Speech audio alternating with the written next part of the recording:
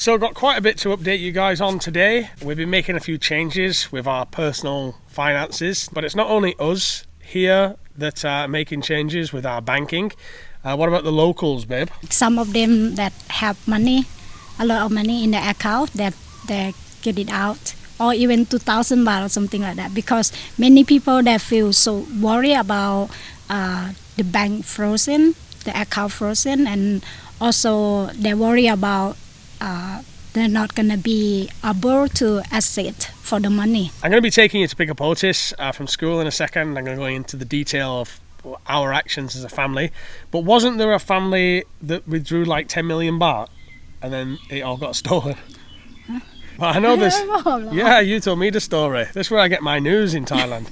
There was a family that withdrew like 10 million baht and put it in the house, and then they ended up getting stolen from somebody. So you got to be careful how much cash you keep in the house. So more importantly, you got to be careful about who knows what kind of cash you keep in your house. These are one of the advantages of somewhat precious metals. You can trade precious metals from a brokerage account. So in that case, your funds can be offshore, not here in Thailand. Cash is king. A lot of people have been commenting on the channel, cash is king, cash is king. I think to some extent it is. Like, I think it's good to have some cash, some precious metal, but also there are other ways that you can invest your capital which are safer than holding large amounts of cash at the house. You know, that's to have all your eggs in one basket. Unfortunately, a lot of Thais do, especially older Thais, because they don't buy Bitcoin. Yeah. They don't have accounts for buying shares and stocks and things in rural Thailand. In rural, they will keep money with them, carry everywhere. Sometimes some people that carry big money everywhere, sometimes keep in the house, especially older people like that. And right now, because in Thailand, people not trust bank anymore, and Vietnam. What? Vietnam too? They also froze a lot of accounts in Vietnam as well. Really? Yeah. Yeah, and everybody in Thailand, they're talking about we put the money in the bank, but right now, who can we trust? So they have to take a risk, take the money out, and then keep in, they take care it. So it's quite risky, but both sides, risky, whether you keep the cash with you or you keep in the bank. So many people that are struggling like that too. Yes. Okay, I'm going to go and pick up Tis. There's Damo's input on this. To be honest, Damo is not a very finance person, even though she's got a degree in finance. She, in terms of like our personal finances, she doesn't even ask. She doesn't ask anything about the business, which is what she's going doing now, packing. She doesn't ask about savings unless I tell her. For the first couple of years in my investing career, which many long-term subscribers of the channel know about, which has predominantly just been Bitcoin, precious metals and Tesla, as I said, I used to blab her head off about it and talk about it a lot. And now I think she's just done with it. She don't want to know. So, which is fine. And so the strategy for us has never really been to hold cash as a family. However, in Thailand, you do have the fact of the visa, which is one issue. I've actually emptied the Visa account now, and I won't be keeping the 400k in there anymore. So in Thailand, I actually have 3 bank accounts, 4 when I explain this special situation that we have set up. One account is just a checking account, which is now empty. The other account is the Visa account, which used to have 400k but is now empty. The third account is a company account, which deals with our businesses, and that is kind of money just coming in and out all the time anyway. It goes on stock, it's the cash flow of the business. And the fourth account is Damo's account, which sometimes if you're moving funds around, it can be useful to just use a Thai name and transfer to a Thai for various reasons, which I've gone through in other videos. So it definitely seems slowly everybody is starting to realize what is happening. These are just the foothills of change, I think. It is no coincidence that what is happening in Thailand right now is very similar to what is happening in Vietnam right now with the freezing of bank accounts. There are definitely times where something happens which are like big warning bells. And I can tell you that getting frozen accounts in Thailand, both expats and locals, for me is a warning bell. So this is Otis and my favourite shop, Mr. DIY.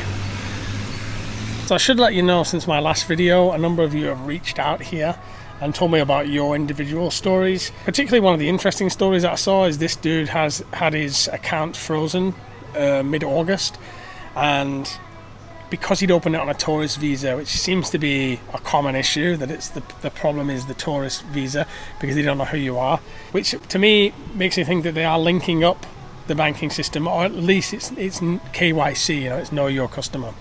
So all part of the anti-fraud movement, of course, but also part of knowing who's who and who's got what, right? Mr. DIY, by the way, is your shop that's just got everything and it's pretty cheap. Like, everything is super cheap.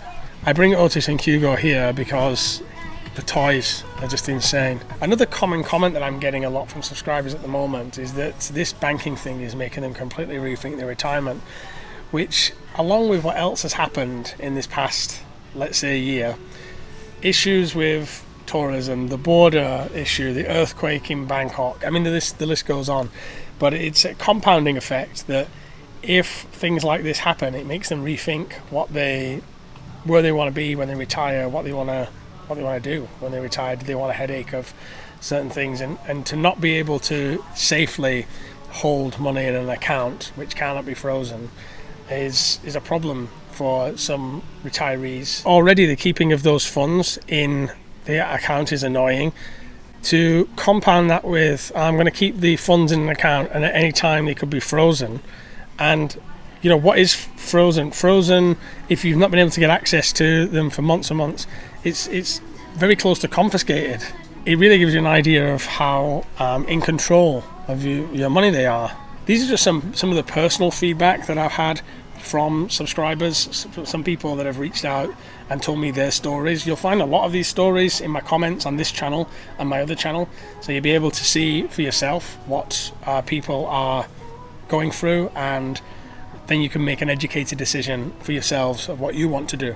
Nice to promote products and services on this channel that my subscribers actually benefit from and get some use from. Surfshark VPN has been a long-term sponsor of the channel for a number of years now, but in particular, a lot of my friends and subscribers in the UK are getting a lot of use out of it. There's a lot of draconian laws coming in the UK that I think restrict people's privacy and restrict their freedom to some extent, and a VPN like Surfshark is going to help you get around these rules and regulations that are coming in. More than this though, if you're somebody that travels a lot like I do and you connect to many different Wi-Fis in different airports and hotels and cafes, Surfshark VPN has an alert system to let you know if your Wi-Fi has been compromised, so you can make sure you're safe when connecting to Wi-Fis that you've never used before. As I've mentioned before, Surfshark VPN can also help you avoid price discrimination. Sometimes if you search from one location, prices can be different than if you search from a different location. That's on things like flights, accommodation and car rentals. Use Surfshark VPN by changing your location in the top right hand corner and make sure you're getting access to the best price available on the internet. Don't forget, Surfshark VPN can be used across all of your devices, so you only have to purchase it once to use it on your iPhone, your PC or whatever device you may be using. And Surfshark have given me an offer to give to you. It's going to get you 4 months extra. You can download the app or use code word BAMBOO at checkout, or go to www.surfshark.com/bamboo. All of those links for you are below in the pinned comment and the description. Please do let me know how you get on, and hope it works out well for you. Just stop for a quick coffee, guys, while I update you on what we decided to do in the end here. สวัสดีครับเอาชาไต้หวันหนึ่งแก้วนะครับเหมือนเดิมนะครับ So some people might be asking, what about the visa? How can you manage the visa if you don't keep the money in the account? Well, in Thailand, for a marriage visa you keep 400,000, for a retirement visa it's 800,000, and you can keep that money in the account, or you can have money come in on a monthly basis and then use those monthly deposits to issue the visa, and that's what we're changing to now. We've never done it before. We have to just make sure there's at least 40,000 baht deposited every month for 12 months, which is fine from a Thai company. We have a Thai company, so we can actually make those deposits ourselves. Looks like my Cha Taiwan is ready. So this is one way to do it. Is the way you should do it? I don't know. It's up to you how you want to manage it, if you want to manage it all. If you even worry about such things. Some people are not worried. They think it's going to be a temporary banking issue and that it will be resolved. Let's hope that is the case. If your assets can just be frozen at the whim of the bank, are they actually your assets? Do they belong to you? You know, wherever you put your capital, there are trade-offs. So there are safety concerns with holding too much precious metals or too much cash, unless you have a really locked up place and a good protocol, good safety protocol. There's cold storage Bitcoin, which you could lose. There is brokerage Bitcoin, MSTR, or an ETF, which could be confiscated. Who knows? There is cash, which could be confiscated, or it will be printed out of existence and could be confiscated in your bank. So there's all the pros and cons. There's Solana, crypto, there's all of this stuff, all the pros and cons. The way I mitigate it, not saying it's the right way, but it is a combination of all. On the note of being an expat as well, I think it is important to hold funds back in the UK. The majority of what we have is back in the UK. It's not in Thailand, just because I do feel safer with the banking system there and brokerage accounts and things like that. So keeping the majority out of the country is, for me, good peace of mind. So today I've just been sharing with you what I plan to do about this situation. That's not to say that you cannot use Thai banks ever again. We are going to be using our Thai bank, of course. One thing I've learned about living in Thailand for so long is that sometimes decisions are made just without thinking. And so it may not be sinister, there may not be something else behind it. It may just be, what do they say? Don't imply malice where it's just stupidity or something along those lines. I think that sometimes policies are put in place that haven't been thought through. Sometimes it's almost like somebody held a meeting and then just like, yeah, we'll do that. And nobody cared about what the law was or what the impact of these decisions would be on tourism, on people coming visiting Thailand, on people opening accounts here in Thailand and living here. So as you can see, it's me that does the school run. I do the school run every day. I also do the shopping, and it is starting to rain at the moment. The weather is pretty bad. If you didn't know, at Thai schools, this is your snacks. I can't remember ever having this in the UK schools, but you've got what we call here is mu ping.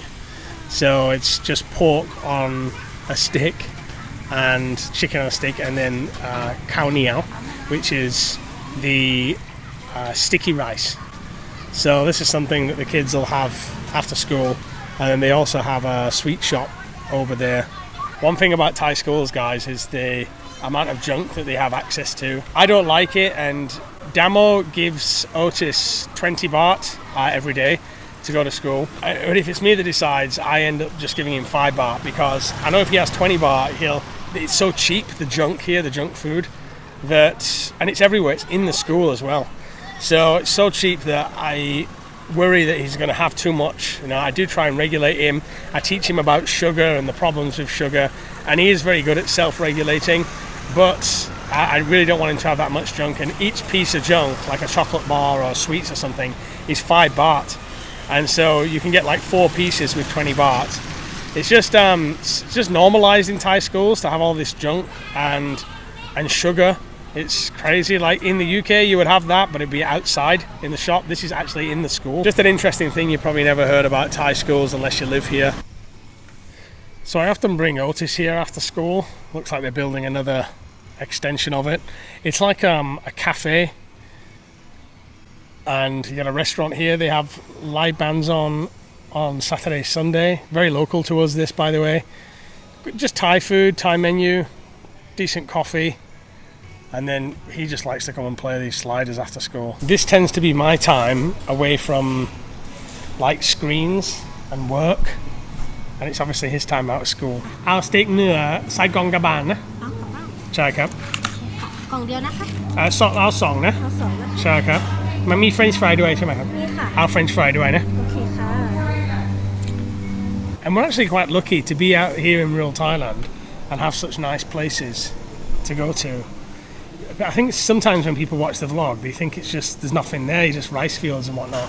but you're only a small drive away from many different cafes, a swimming pool, many different restaurants. There is a lot going on if you look for it. The family that owns this place as well, they have built a big animal kind of sanctuary here, and I don't think they get a lot of customers, to be honest. I think they just do it more because they can. I don't think it's never busy, you know what I mean? There's never a lot of people here. Even when we've come to watch the band on Saturdays and Sunday nights, not many people at all. As I said, there's a restaurant over this side. Here are some private rental rooms. The play area, which looks like it may be expanding into another cafe, I'm not too sure, to be honest. And then what we actually come for, obviously when it's not raining, is the basketball net up there. So we usually bring a basketball and come and play there. This is the cafe area, a garden, and they have a petting zoo over that side as well. So that's the update from us today, guys. It is Thai banking. Always something happening in the land of Thailand. It never gets boring, I can tell you that. There's always something to be talking about, or some dramatic change which you need to navigate, whether it's been the border crisis, the banking crisis. There's always a crisis somewhere. But as we like to remind people on the family channel, it is important to find your peace as well and not worry too much. Don't sweat the small stuff, you know. Sometimes you wonder how you made it. It's 15 years in Thailand. Like, I arrived as a 20-year-old with a backpack, and now 2 kids, the house built, and a business. It's crazy how life unfolds, right? One thing leads to another. It's just amazing how I made it. I didn't think I would even still be alive at this age, to be honest. With the party lifestyle and being a bar owner and whatnot, I thought I would have kicked the bucket already.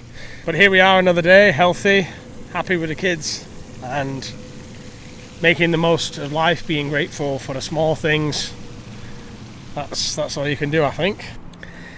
Final stop of the day. This is the petting zoo area. So they've got the rabbits here, and these hop out and they hop around the grass. Quite a wide open space.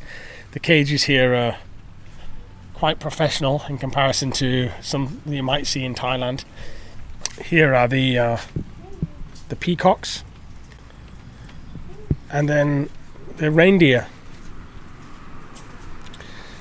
in here, ponies over in the back.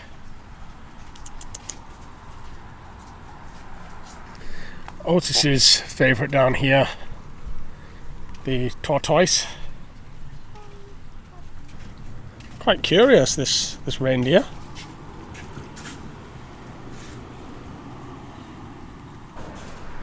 So we finished this vlog off with a quick tour of the petting zoo here. Be careful your banking, guys. Worldwide, actually. What I've just gone through today is just Thailand, but it's all around the world, I think. Thanks for joining us on today's vlog, and we'll be back with probably some more family content next week on this channel. Take care.